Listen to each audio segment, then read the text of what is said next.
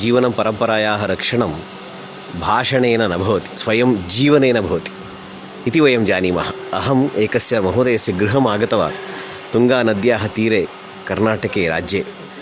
अत्र साक्षात् संस्कृतं राजते, भारतीयजीवनपद्धतिः राजते। मम पुरतः कश्चन अस्ति। महोदय, भवतः नाम किम्? मम नाम देवनारायण महोदयः। कुतः आगतवान् भवान्? मम सिक्किं राज्ये। सिक्किं राज्यतः। भवान् मूलतः कुत्रत्यः? मूलतः सिक्किमेव। सिक्किमेव। कुत्र अध्ययनं च कुर्वन् अस्ति इदानीं? लण्डन् नगरे। अस्तु, किं पठन् अस्ति तत्र?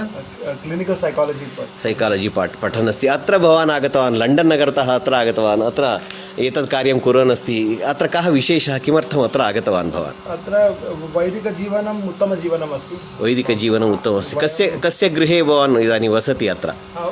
मम गुरुः। कः गुरुः? रोहितमहोदयः। उत्तमं, तेषां गृहे। रोहितमहोदयः अपि भवत्सदृशः एव अन्यक्षेत्रतः अत्र आगतवान्, अत्र आगत्य संस्कृतं पठितवान्। कथम्?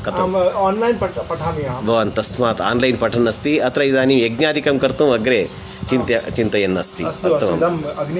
अग्निकार्यं कर्तुम् अत्र आगतवान् अस्ति। पश्यन्तु, लण्डन् नगरे पठन् तरुणः इदानीम् अत्र आगत्य भारतीयसंस्कृतिं परम्पराम् उज्जीवितुं यतमानः अस्ति।